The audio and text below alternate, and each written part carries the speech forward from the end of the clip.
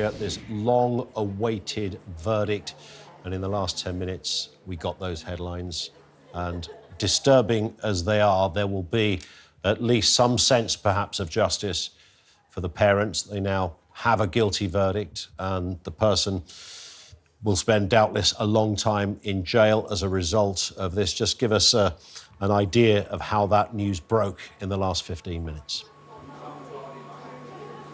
Exactly. Well, the jury were called back in at just before 1 o'clock, and in the presence of the families at Manchester Crown Court, lots of the families, around 15 family members, were present in court, and the judge said that on the charges, Lucy Letby had found guilty of murdering 7 babies. She was found guilty of 7 further attempts to murder a further 6 babies, and she was found not guilty of 2. On the remaining counts, the jury could not reach a verdict, and therefore they have been discharged. The judge thanked them for their service, and Lucy Letby will be sentenced on those charges that the jury was able to reach a verdict on Monday. Now, Lucy Letby has been present in court up until earlier this week, but she was noticeably absent today after we were told yesterday that she would no longer be attending court. Her parents, likewise, have been in court for the duration of this trial and also for those 22 days that we have been in deliberation. Her parents were not present in court today, and as you say, it will be a relief. This trial has been going on since October last year. The jury have been deliberating for more than 110 hours, and so at least it will be some relief that this process for the moment has come to an end. Of course, now for them, though, there is still further pain ahead, especially as she was found guilty on the murder of those 7 babies. And Victoria, what do we know about sentencing? Any idea when specifically that might happen? At this point, we are thinking that the sentencing will take place here at Manchester Crown Court on Monday on those charges on which the jury was able to reach a verdict, and obviously on those other counts, those other 6 counts, they were not able to reach a verdict. Victoria, thank you, who's live outside Manchester Crown Court. That verdict coming in inside the last 15 minutes that Lucy Letby has been found guilty of 7 counts of murder and further charges. Holly Hudson is with us in the studio. Just a point, Holly, on the legal proceedings here, there's a possibility she won't even appear at her own sentencing.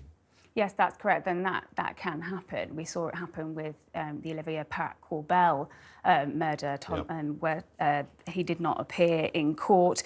And Lucy Letby, of course, knowing that she has been convicted of such serious crimes, and as I said, if we just sort of think about exactly where she now sits in terms of the serial killers that we have seen in the UK, Rose West was guilty of 10 murders, Lucy Letby 7, Myra Hindley 5. So you've got to think, you know, in terms of the gravity of these claims against her, of what she has been convicted of. She, of course, will know the seriousness of that and no doubt does not want to really face the music in such terms. And just sort of going a bit more deeper and more detail about exactly what she has been found guilty of in terms of the babies themselves. As I mentioned there, they are some of the most premature, sickest babies in the country, born weeks early to sometimes first-time parents. Some of these parents had IVF to have these children. Of course, they were over the moon, very ecstatic, excited,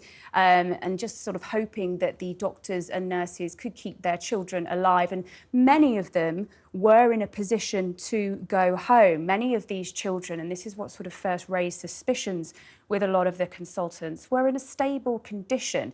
They were not deteriorating. They were well enough to go home. In fact, one of the babies was celebrating its 100th day on the unit, which is a big deal on the unit, simply because that is when a baby is seen as ready to make the move into either a less sort of high dependency unit, into one of the other nurseries, or indeed ready to go back into the arms of their parents. And just in terms of the timing of some of these murders, it's particularly chilling. Lucy Letby, there's baby O and baby P, and of course these babies were anonymised in court to protect their identity, alphabetised from child A to Q. I'll just talk a bit more about babies O and P. These were 2 twin baby boys, a set of triplets.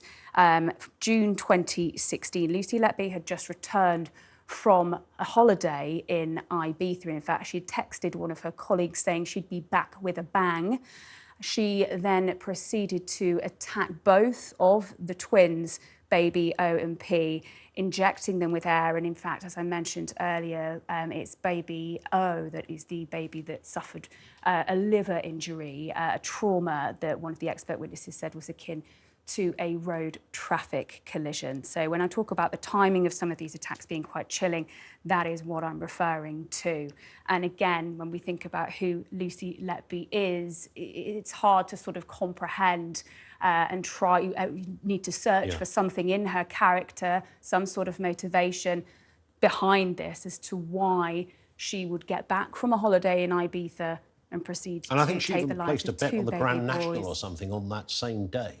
Yes. So ordinary things going on, nothing out of the ordinary. Yeah. I'm back from holiday, I've had a great time, put a bet on the Grand National, and then she goes into work and commits this level of criminality. Yeah, and that again is sort of one of the most shocking elements of this case, and what is most hard to try and wrap your head around. Lucy Letby often attacked on night shifts, and the prosecution case drew a lot of similarities, a lot of links between these attacks. That was sort of the basis of the entire prosecution's case, really. They talked about the power of the circumstantial evidence, that these deteriorations sort of defied medical expectations and defied the normal experience of the experts, of the consultants within the unit. And as I say, most of these babies were sort of improving, becoming stable, would have been ready to go home, and then suffered either fatal or near fatal collapses that in most cases were inexplicable, that the doctors couldn't explain.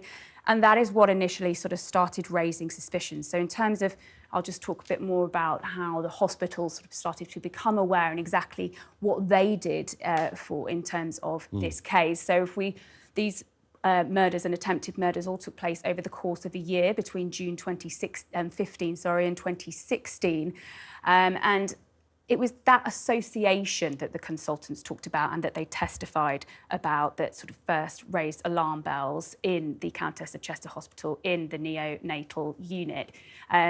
Basically, Lucy Letby was on shift in every single case. There was a staff presence report that was shown during the trial that showcased that she was the only nurse on shift, and that started to become noticed by consultants. They conducted an internal review after the first 3 babies that suffered a collapse or were indeed murdered or died, 3 within just a few weeks of each other, which was unusual for the Countess of Chester Hospital, because until that point, the neonatal unit had mortality rates comparable with most other units in the region. And during Lucy Letby's time there, they more than doubled. So initially, those sort of unexpected, inexplicable collapses were what raised red flags. The hospital started looking into it, started making internal inquiries and established that association.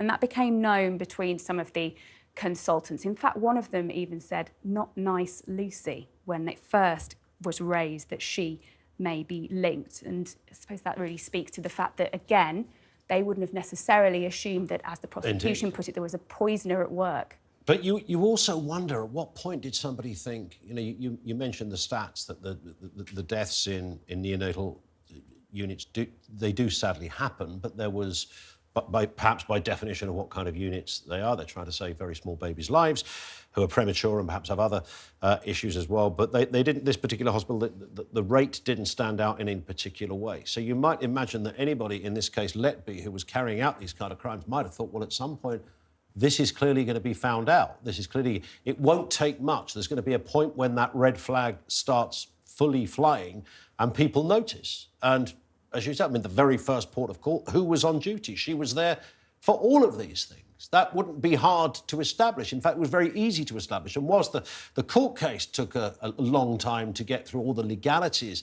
of it, understandably so, to actually get their woman on, in this case, the police, to make that initial arrest, it wasn't really that tricky. It was quite obvious that there was one person, pretty much from the off, that they were looking at.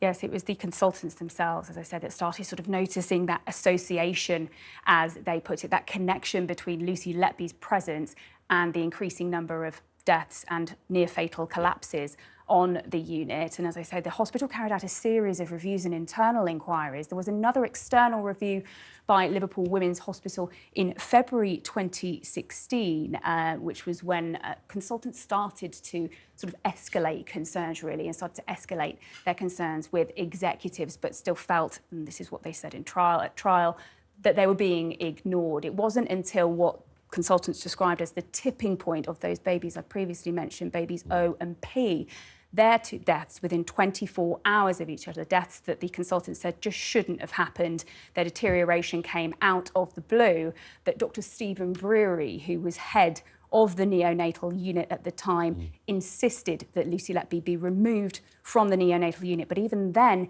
he received pushback from managers.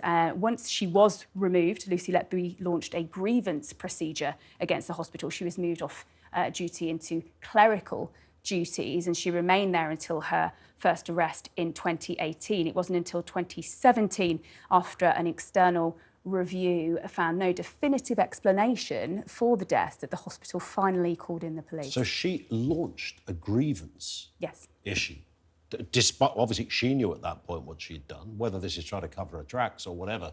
Presumably it is. But when now we have those verdicts in, and you look at this, you think that's just another layer of confusion, and how extraordinary and questionable a character this person was. We've actually got some footage of, and there's quite a lot that's come through. You can see some of the, on your screen there's some of the etchings from the courtroom, and prior to that, the point that she was arrested.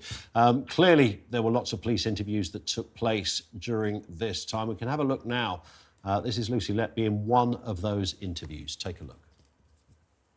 They told me that there would be a lot more deaths, and that I've been linked to somebody that was there for a lot of them. Did you have any concerns that there was a rise in the mortality rate? Yes. Okay, so tell me about that. What concerns did you have?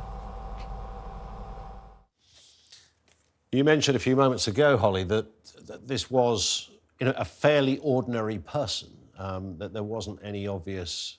There was a remark about not nice Lucy, but beyond that, she lived in a nice place, she went on holiday, she went to work every day, she was, up to that point, people thought she was diligent, etc. And you see from that interview there, I mean, it is always, forever the case when you watch a police drama, what does a criminal look like, etc.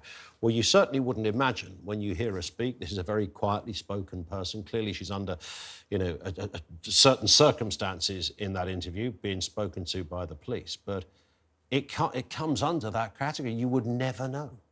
Yes, and I think that's what's most chilling about this, isn't it? I mean, if you listen to Lucy Letby there, she's particularly cool, calm and collected, you might even say, and even in the footage where she has been taken out of her home by police, it's nothing dramatic. She actually lets the police officer in. They say, oh, is this Lucy Letby? She says yes, opens the door to them, and a lot of people, the prosecution accused her of being cold, calculated and cruel, and we've heard in an interview with one of the families as well, her described as such, as cold, calculated and criminally minded. And I think if we look at her behaviour, which was identified during the trial and identified by the prosecution as being particularly inappropriate towards the parents, in some cases she would try and reach out to them. We know that she searched for a number of the families on Facebook, that she kept a diary with the initials of some of the babies that she'd either attacked or killed. And it was in particular the notes that were found in her home. I'm not sure if you recall seeing these notes, which were brought into evidence, which were particularly key for the prosecution, and a particularly key piece of evidence that the police uncovered in a raid on her home. Now, these notes were incoherent scrawlings, essentially, post-it notes that just contained a number of jumbled sort of thoughts and phrases, and among them were the words, I killed them on purpose, I'm evil, I did this, kill me, help me. I think at one point she even says, I loved you and I think you knew that. I wanted you to stand by me, but you didn't, which we believe is a reference to the unnamed doctor that she may have had a crush on. And of course, for the prosecution, they described these as confessions, as souvenirs that Lucy Letby was keeping in her home following her murders. She described them, when she was questioned about these in court, as an outpouring of grief, that she essentially needed to let her thoughts onto paper after being accused, or knowing that she had been accused of these murders. And Lucy Letby's defence throughout this entire trial was that she was a victim of a conspiracy by the hospital. She always denied all of the charges throughout and insisted that failings at the hospital were in fact to blame. Well, and the question why, isn't it, that there's no criminal case where the family are left behind and such horrors have taken place, where the question why just resonates. What was going on? This is clearly a psychopathic, murderous and horrendous evil behaviour from this woman who tried to carry on her life as if she was, a nice, caring nurse, etc. But it's obviously more prevalent when it's small babies, and babies that were, in most of these cases, on their journey to survival, having, really been in that position. Will they survive? Won't they survive? Great, the hospital has saved their lives. And then this woman comes along and takes the lives of those those babies. And, of course, she was the person in position of care. She was the person that was charged with doing the very opposite to this. And I don't think the parents are ever clearly going to know, and none of us will perhaps ever know the inner workings fully of her mind, other than the fact that we can see the psychopathic tendencies that are obviously at play there.